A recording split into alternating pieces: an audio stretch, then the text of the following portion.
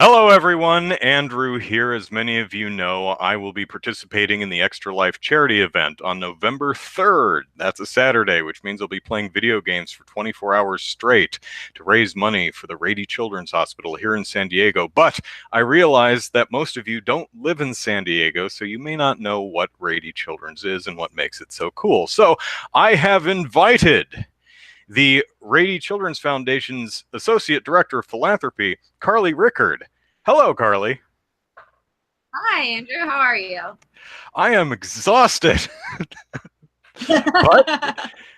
but I am committed to doing all this. We actually tried to do this interview last weekend, and the technology gods did not allow it. They said no, so we're trying it again. So Carly is here to tell us more about the Rady Children's Hospital itself. And I actually took a tour of the facility directed by her earlier this year. It was funny because I've been doing this event for 5-6 years, and because I had never been to Rady. I don't have children of my own, and I didn't live in California when I was a child, so I'd never actually used the facility. So I knew generally what it was and had heard from others about it, like Diane Williamson's a friend I work with, and she has kids who went to the facility, and she's always sung its praises. She's like, "Oh my gosh, you're raising money for Rady Children's? I'm in." I'm like, "It's that cool, huh?" I just thought it'd be fun to play video games and for charity. So, Carly, to start out, tell us a little bit about yourself, and then tell us what the Children's Miracle Network hospitals are. Sure, absolutely. Well, thank you so much for taking some time to talk about the hospital today. This is obviously one of my huge passions, and I just always love sharing the story of the hospital and some of our patient families, because I know by doing that, we're able to just make a difference in these families' lives, and the kids are really better off for it. And just kind of like what you were saying with your colleague, when I first started at the hospital, I would hear all these amazing stories from our patient families, and I'm like, oh my gosh, this is so cool. Like, these are some great stories. And it took a while, but pretty soon I started to realize that these like incredible stories, that it just sounds like miracles are happening. Every family that you talk to, that's kind of normal around Rady Children's Hospital. And that's part of the reason that the hospital is such a special place. So I've been there for about 5 years. I work on our corporate team, so work with companies and community groups to raise money for the hospital, and specifically work with a lot of our Children's Miracle Network partners. And so Children's Miracle Network is a national charity that supports 170 children's hospitals across the US and Canada. So essentially, they split the entire country into fundraising territories. And if a Walmart or a Costco is going to raise money for Children's Miracle Network, every single dollar that's raised stays right in that local community and goes to help kids at that local children's hospital. And then Extra Life is unique because each gamer gets to choose what hospital they support. So like you being here in San Diego, choose to support Rady Children's Hospital. And the nice part about it is that it's this big national charity, but every single dollar that's donated, every single dollar that's raised comes right here to help local kids. Yeah, and I need to remind my viewers of that because a lot of them are like, is this money like going half to Andrew's Patreon and half to Rady Children's? No, for the Extra Life charity event, all the dollars we raised. Last year, we raised $1,204, I think, something like that. All of that goes to Rady Children's. And if you make a mistake like someone did last year and donate to the YouTube Super Chat, I will donate that right into Extra Life. So I have to remember to turn off Super Chat this year because someone made that mistake. They're like, here's $25 for the charity. I'm like, you just gave it right to me, dude. Yeah, you definitely want to donate through extra-life.org. That'll make sure you get a tax receipt and make sure the money comes straight to the hospital. Right. It is tax deductible too. So yay. All right. So let's talk more about Rady Children's specifically. Sure. I think one of the most obvious questions that I forgot to ask, but one of my viewers did, is who's Rady? Yeah, absolutely. So a little history lesson. Rady Children started in 1954, and we originally were a polio hospital, then called Children's Hospital San Diego. It was a little bit of a failed business idea because in 1956, just 2 years later, is when the polio vaccine came out. So we didn't really know what we were going to do with this children's hospital that had been created just specifically for kids with polio. But luckily, we had a couple visionary leaders who came in and stepped forward and decided that, yes, San Diego would one day be large enough to warrant having its very own children's hospital. So that's kind of how we got to where we're at today. In 2006, we got a very generous donation from Ernest Rady and his family. It was the first really significant gift the family gave, and that was $60 million, and that named the hospital from Children's Hospital of San Diego to Rady Children's Hospital. So that kicked off the construction of our acute care pavilion, which at the time it was opened in 2010, it doubled our inpatient capacity. It was 279,000 square feet. And it made us the largest children's hospital in the state of California based on patient admissions. So we see about 237,000 kids that walk through our doors every single year.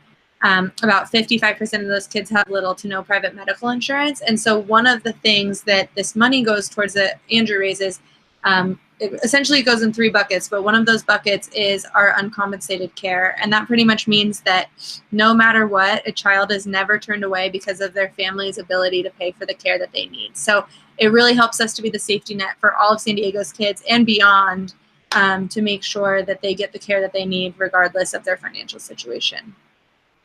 So if I donated $61 million, you think they'd name the hospital after me? I think they kind of got that figured out already. I think there must be like a clause in that contract or something. But luckily, they took it one step further, because just a couple of years ago, the Rady family donated $120 million to start the Genomics Institute here in San Diego. And that has just been really incredible for our kids. I actually just 2 days ago met with a family to share their story about genomics. And so the vision for this institute was that we would use genomic medicine and mapping a child's entire DNA sequence in order to figure out what's going on with kids that we really can't figure out a diagnosis for. This little girl, Sebastiana, her family shared their story, and essentially she was born, she started having seizures right away within about 3 hours after birth, and they just had no idea what was causing the seizures. And essentially she would have a seizure, her head would get pulled to one side of her body, and her whole entire body would go rigid, and then she would like pass out immediately.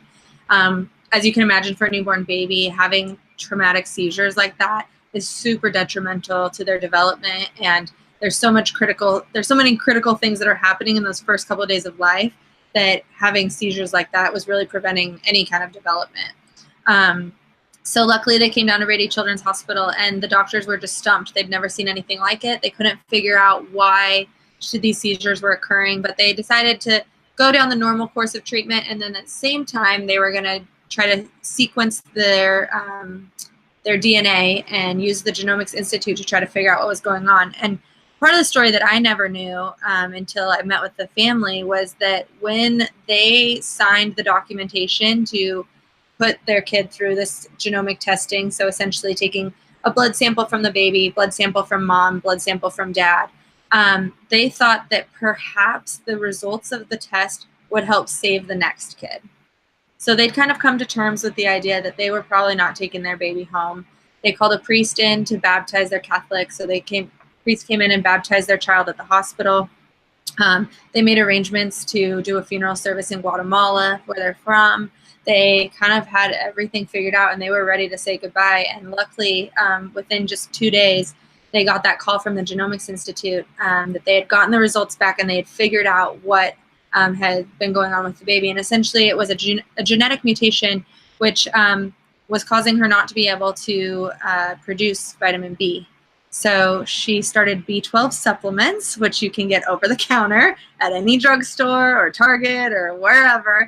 And the seizures stopped. And I was hanging out with this little girl, and she was crawling up and down the hall of the radio station, just like being crazy. She's starting to walk. She looks like a totally normal little kid. You would never know anything was wrong with her. And hearing the family say that they had planned her funeral, it was just crazy. And I said to the mom, oh my goodness, what would have happened if Sebastiana would have been born 5 years ago? And her mom said to me, Carly, what would have happened if Sebastiana had been born 1 year ago? That's how new this technology is. So 1 year ago, they wouldn't have taken a baby home from the hospital. If they had been anywhere else except for in San Diego, they wouldn't have been able to take a baby home from the hospital. And luckily, we're starting to partner with hospitals across the country. So essentially, they're sending us now their blood samples from babies that they're having a hard time diagnosing. We're doing the sequencing here in San Diego and then getting those results back to their home hospital as quickly as we can. So some pretty cool stuff that's helping. And that's really the second bucket of where the donations go, is that technology and research. So groundbreaking stuff that's really putting San Diego and Rady Children's Hospital on the map. So what's the third bucket? Oh, so the third bucket is the fun bucket. This is what we call our healing environment. So it's everything that we know makes kid sense, makes human sense, and is not something that you can necessarily get insurance to pay for. So think about things like having outside gardens, having playrooms, having the toy room available so that kids can go in and pick out toys, having a treasure chest for every time the kids go and get their finger pokes or their IV lines or their port accessed. It's having programs like art and music therapy that we know helps kids. It's having our canine care program. So we have 90 volunteer dogs that walk the halls every single day and make bedside visits for our kids. And of course, some of those kids are there for months at a time and they're really missing their pets at home. So having a very well-behaved dog hop on their bed with them really makes a difference. And the dogs even have their own little trading cards so the kids can collect all the trading cards from the different dogs. Oh, that is amazing. I kind of want to be a patient there now just for the dog trading cards. Well, I hear stories all the time that the kids are like, they really don't want to go home. It's like kind of this catch-22 because you want the kids to be healthy and on their way, but there's sometimes, I was just talking with a family that their child has to get MRIs once a year. She had a brain tumor when she was an infant, and so now they just do an MRI every year to check and make sure nothing's coming back. And every year she has to be put back into the MRI because they have these goggles in the MRI that plays Finding Nemo. And so her MRI always finishes before the movie is over. So she has to get put back into the MRI so that she can finish the movie. So it's a pretty we got to get a shorter movie. I know.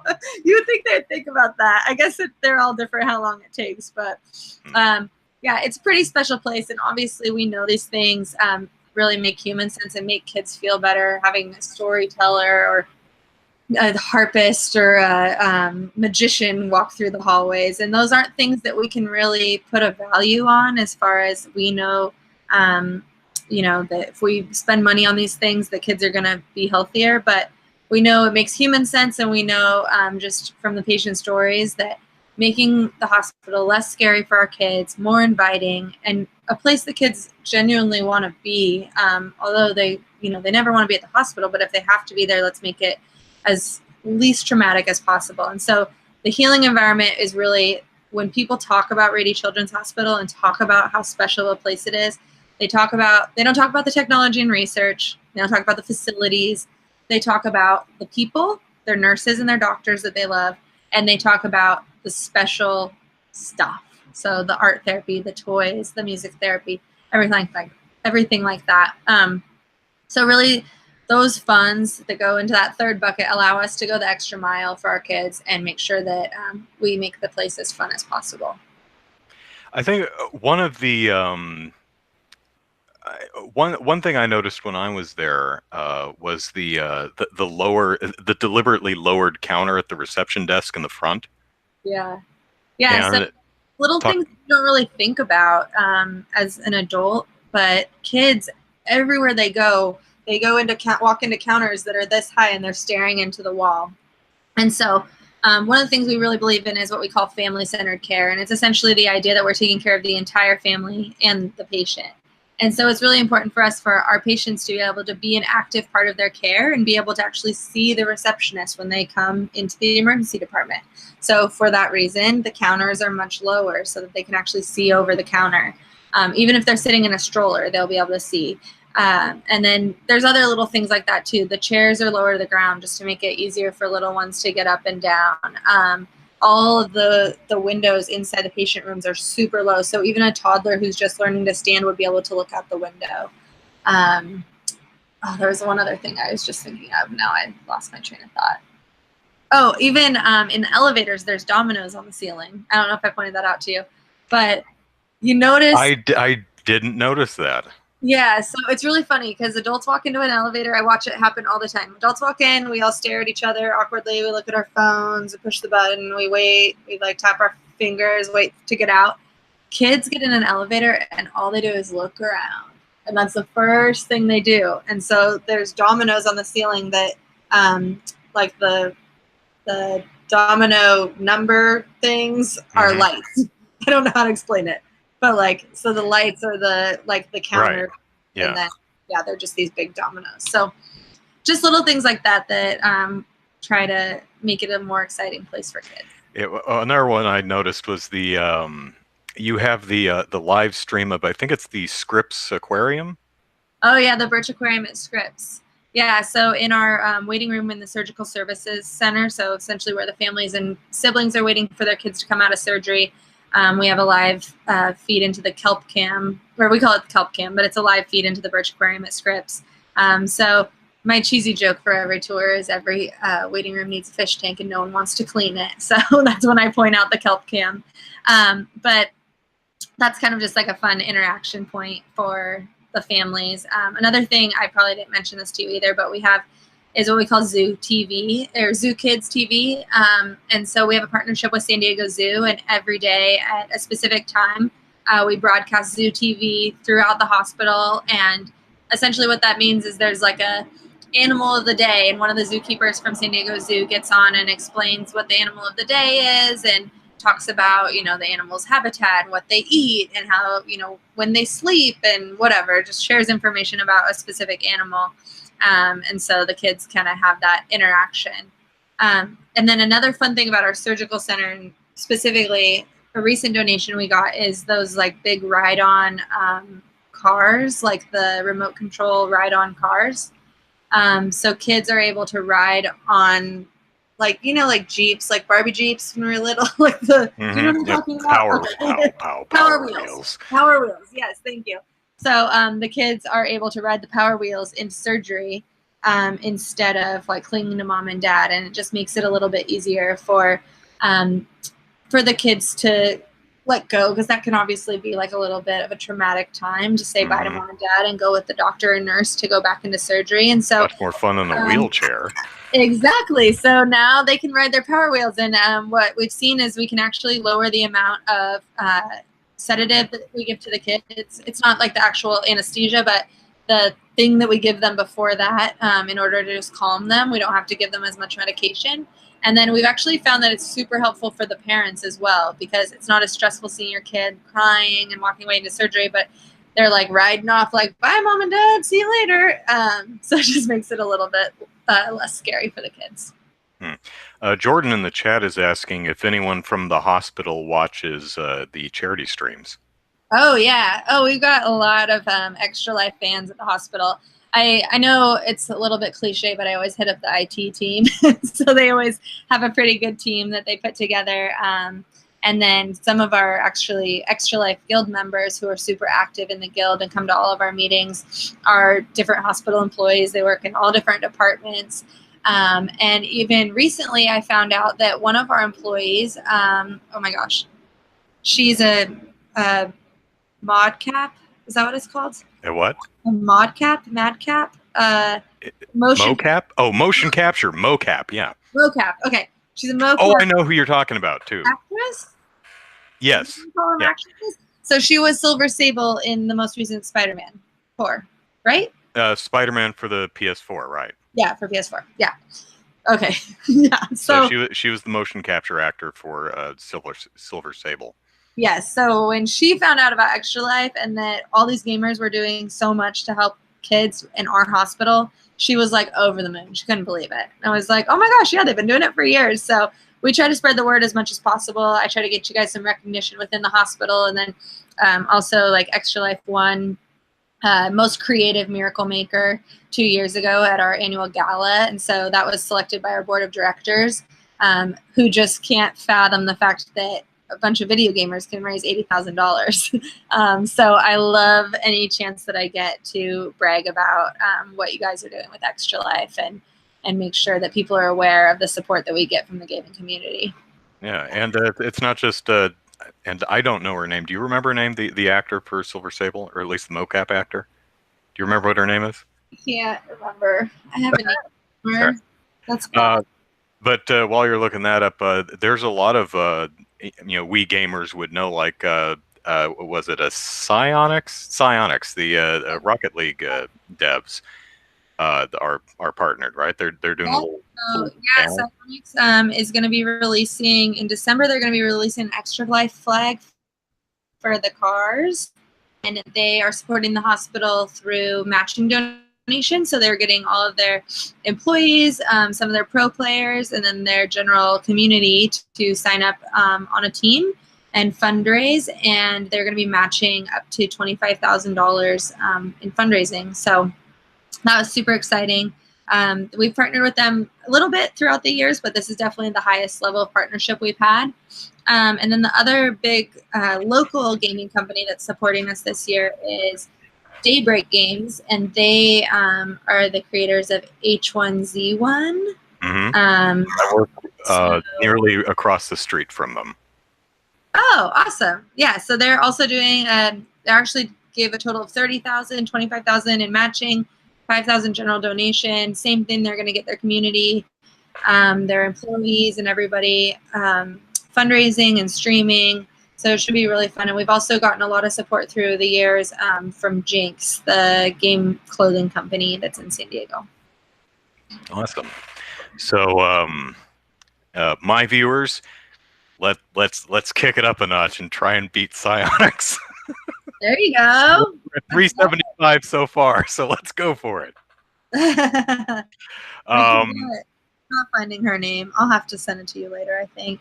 All right. So one of the one thing I was happy to learn about the hospital is it treats a wide variety of issues, including mental health. Yeah. So talk to us a little bit about that.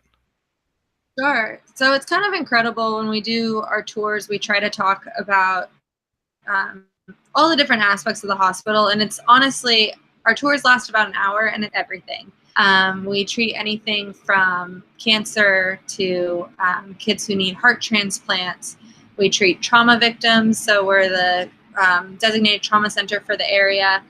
We have our Chadwick Center, which is for kids who've been abused or neglected, and we have taken over the CAPS program from the state. So anytime a child needs to be put on like a 72-hour hold for their own safety or for others, then we take over that program as well. So it really just, I mean, it's everything you can imagine. We even have our Bernardi Center, which is a 64-bed convalescent home. So we have 64 kids who live at the hospital with us every single day. Obviously, those kids are the most medically fragile, oftentimes have multiple medical, physical, and developmental delays. But one of our newest and really most dire areas of focus is our mental and behavioral health. As you can imagine, this has just become a huge topic, and it's part of the national conversation, and we've taken a stance on mental health to try to face it head on and do everything we can to make sure that San Diego kids have the support that they need. It's pretty crazy, but for whatever reason, San Diego has the highest rate of teen suicide in the state of California, and that's something that our leadership is just not comfortable with, and we want to do everything we can to figure out why that is and how we can stop it. And what's really incredible is just the research that's going into adolescent mental health. One of the studies, and I don't know if I shared this with you, but one of the studies one of our doctors is working on is actually a study that they've been using iPhones to track kids through adolescent stages. So they all have iPhones at pretty young, and then they're able to track stuff like how quickly they unlock their screens, how quickly they type, how far do they travel away from their home or from school. So they're looking for these behavior patterns to try to pinpoint depression before a family member can identify it. Because kids will start to slow down. They'll start to text less people. They'll start having less interactions on their social media pages. They'll start traveling away from home less. So there's different things that can trigger just based on your activity on your iPhone, that maybe this child is having some depression issues and maybe there's something going on here. And so it's really our goal to try to figure out early intervention before it's a dire problem for these families. And so I think the stat, and this could be wrong, but it was something about like, I think it's either 6 or 7 years that a child usually goes undiagnosed with a mental health condition before they receive care. So it's just, these kids are suffering and we need to do something obviously to help them. And so it's something that we're working on, and we're actually just got the first part of our funding that's needed and still need a little bit more funding for the country's first pediatric mental health emergency department. So what that means essentially is right now when parents are in dire need and their child is in a mental health crisis, there's nowhere to take them except for the emergency room. And as you can imagine, that is just not the place for a child who's having mental health crisis to go to an emergency room where there's broken arms and trauma and kids with colds and kids, getting sick. And so we need a place that we can de-escalate these kids in an environment that feels safe for them, and then figure out whether they need to be admitted into to a mental health bed or if they can go home. And maybe do some follow-up care. So that's one of the things we're hoping to open next year, depending on funding. But as far as we know, we're the only ones in the world who's doing it, certainly the only ones in the U.S., but trying to make sure that these kids have a place to go and that these parents have a place to turn. Now, when I was touring the facility, this is kind of a sad one to talk about, but it's also really cool and touching in a lot of ways, is I want to let you tell the story, but I'm trying to set you up for it so you know what I'm referring to, so you can take the ball. Is when we saw the religious room, the chapel, the chapel, right? The religious room, the religious room, the room of religious. So there's a thing that you do for children who sadly pass away and for the families. Do you remember what I'm talking about? Totally. So as you can imagine, most of the time our families, when they get to Rady Children's Hospital, this was not a planned part of their day. It wasn't something they were expecting. A lot of times something traumatic happened and they kind of found themselves at Rady Children's. And so oftentimes our families are really needing to rely on their faith in those times. And so we do have 2 chaplains on staff and volunteer chaplains on the weekends. That's part of our healing environment. That third kind of fun bucket is where our chaplain salaries come from, essentially. So making sure that we have that kind of support is only possible through donations. The other thing that our chaplains help us out with is what Andrew is referring to is our palliative care program. So that's our end-of-life program for our kiddos. And every time I think about that, the fact that we have an end-of-life program at a children's hospital just kind of seems counterintuitive. But unfortunately, that is one of the realities, is that not all of our kids do get well. And so we really want to be able to provide an extra layer of support for those families when that occurs. One of the things that we do for the families, or that the chaplains do for the families, is try to talk them through what end-of-life means. And a lot of times it honestly is the parents that the chaplains are talking to. The kids are so remarkable. And like just yesterday, I was meeting with a family who lost their child about a year ago to cancer. And they were talking about how their child met with the chaplains and then also with their psychiatrist or psychologist within the Peckham Center for Cancer and Blood Disorders to talk to her parents. So to get advice from them, to talk to her parents about, or to get advice from the psychologist about how she could talk to her parents about how she wanted to end treatment. So she decided that she was done fighting and she wanted to go home and she wanted to be with her dog and she didn't have any more fight left in her. And so in order to have that conversation, she was first reaching out to like some of our mental health support and then also to our chaplains to try to figure out how's the best way to get my parents to understand why I don't want to do this anymore. So they provide just some incredible services. And then they also, especially for younger kids, kind of try to do some therapeutic play. So one of the things they have is these glass remembrance boxes, and essentially they'll just go into the child's room and talk to them about what are some things that they want their family to remember them by, and then they'll put those items inside the box. So really heavy stuff, but a way to get the conversation started and to get the families all more involved in having what those those end of life conversations. Another thing that we offer that's also made possible through donations is what we call cuddle cubs. And so essentially what these are, weighted teddy bears that feel like a baby in your arms. And so anytime a family loses a child, especially in the NICU, a mom once said that it was so hard to leave the hospital after she lost her baby in the NICU because her arms just felt so empty. And so that was kind of the inspiration behind the Cuddle Cub. And so now we're able to give these Cuddle Cubs to every family who unfortunately has that occur, so that their arms are less empty when they leave the hospital. And just to be clear too, the percentage of the kids that we lose is so low. It's like less than 1% of those 237,000 patients that came through the hospital doors last year. But obviously we put a special emphasis on that program just because we know it is so critically important to families who do unfortunately go through a loss like that. So to bring this back up a little bit, because that is super melancholy, but it's also it's important stuff. It is, absolutely, and it's again, it was something that I didn't think about until you told me about it. I'm like, oh yeah, sometimes people pass away, and it's not just the individual who passes away, that it's the family and friends that surround them that need help. So in the middle of the building, like on the second, third floor, is like an open pavilion with a little track around it and hidden egg, all kinds of fun stuff. Talk about that place. For sure. So that's another thing that's funded again through donations. It fits into that healing bucket or healing environment category, but that is what we call Carlys Magical Garden. It's inside our Peckham Center for Cancer and Blood Disorders, and it's right in the middle of our outpatient and inpatient facilities for cancer. But the whole hospital has access to the garden. Essentially what it is a completely sanitary, sterile environment for the kids to be able to play in. Everything is completely artificial.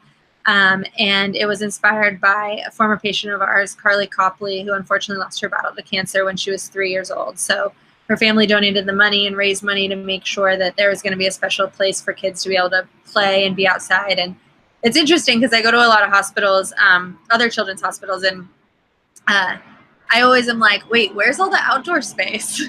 And it's really uncommon to have this much outdoor space, but being in San Diego, we have that luxury that we can enjoy outdoor space all year. So essentially it's just this big garden area that has tricycles, and it has this it's like toys and just a bunch of different stuff out there. And then it has this big bird that's on top of a knoll. Her name's Marissa the Magical Bird, and the story goes that she laid 12 golden eggs within the garden. So it's like a scavenger hunt. So they find the first clue, and then it takes them to all the different eggs. And then the last clue prompts them to put a wish inside Marissa's locket. And then Child Life, part of our staff, has the key to that. And so they're able to get in there and see what the kids are wishing for and try to make some of those wishes come true if they can. Awesome. Lastly, I remember this actually came from a friend of mine that I work with, who told me, but he says, ask about this because I've heard this story. Okay, I know the story. the secret passage. The secret passage? Yeah, that goes to the tunnel? Yeah, the tunnel. Okay. I was like, oh gosh. It's not secret, but it's not that secret. It's really a hallway, but we call it the tunnel. Secret to me. Yeah, so essentially when we started as that polio hospital, we really didn't have anything. We just had rooms, and we took our kids over to Sharp for all of their medical procedures, and we did that through this tunnel. So essentially we were wheeling kids through the tunnel, take them over to Sharp, and then bringing them back and monitoring them in the children's hospital portion of the facility. So then we started to grow and we built our Rose Pavilion, and then we had our own surgical suites and we had our own x-ray and we had our own, you know, a lot of different things that we were able to do right in our own building. And that's when we became a freestanding children's hospital. But we were still using Sharp's MRI for all of the MRIs that we needed to do. So again, the kids are going all the way through the tunnel and all the way back. And it wasn't until 2010 when we opened the acute care pavilion that we finally had everything we needed right at Rady Children's Hospital in our main campus. And so that kind of cut the last tie with Sharp as far as utilizing their services for our patients. So what's really cool though is a lot of our employees who've been around for a long time, they're super proud of the tunnel because they always talk about how the direction of traffic has changed and how it used to be us taking our kids over to get the services they need. And now really the only reason that tunnel is utilized is because they're bringing babies that are born at Sharp Mary Birch over to our NICU. So it's something that we take a lot of pride in at Rady Children's Hospital because we know now kids are coming to us for the care that they need instead of vice versa. Yeah, the reverse flow of traffic over time, I think, is one of the things to me that really speaks volumes about Rady Children's Hospital as a whole. So I think that's about it. Anyone in the chat, if you have any last-minute questions, go ahead and ask them. But Carly, thanks a ton for meeting with us and telling us more about the hospital. It's really it's one thing to say, oh, I'm raising money for charity. It's a children's hospital. It's a hospital for children. What more do you need to know? But to really contextualize that, I think is really valuable and important. So again, thanks very much for talking with us. And I'm looking forward to you being one of those top gamers again this year. I know you're going to do awesome, and hopefully I'll see you on game day for sure. Definitely. So anyone watching, if you want to watch the my stream and support it, you can go to extra-life.org/participant/Andrew Eisen. That's my donation page. You can make a donation there. Tax deductible. All monies go to Rady Children's. Also on the page is all the various donation incentives and stretch goals, and I've got a couple bidding wars going. So when you donate, make sure you tell me. I'm going to be playing Breath of the Wild, the new Zelda game for the marathon primarily. So when you donate, tell me which direction you want me to head at the beginning of the game once I get off the Great Plateau, north, south, east, or west. If we raise $12.50, I will. We raised $1,204 last year, so if we raise $12.50, I will eat an insect lollipop. And so when you donate, tell me if you want me to eat insect lollipop that's ants, a worm, cricket, or scorpion. Oh yeah. You want to see them? I've got them right over there. I trust you. Delicious. Scorpion is winning right now, by the way, by a significant amount. Well, it's missing the stinger. Raise 1,500, which is the goal this year. I will dye my hair a funny color, and so when you vote, when you donate, pick blue, green, pink, or red, and it's semi-permanent hair dye, so it'll be in my hair for about a month. And green is in the lead right now, followed by blue. So a lot of fun stuff. I think at $7.50, I'll play Just Dance 2019 for an hour, so you can see me shake my booty. Don't you all? No, you really don't. But no, you kind of do, don't you? So, a lot of fun stuff planned. So extra-life.org. Type in my name, you'll find my page. Donation. It'll be great. Awesome. Charity. The stream starts at noon Pacific Standard Time on Saturday, November 3rd, and you can watch it on my donation page because Extra Life just added the ability to embed the stream on the donation page, which is great. You can also watch it here on my YouTube channel or on my Twitch channel. You'll find all the relevant links in the description. So hope to see you all there. We got a week and a half to go. We've raised $375 so far, so a quarter of the way there. All right, keep it up. All right. So once again, Carly, thank you very much for talking to us. Pleasure. And the rest of you, see you soon. Thanks so much. Bye-bye.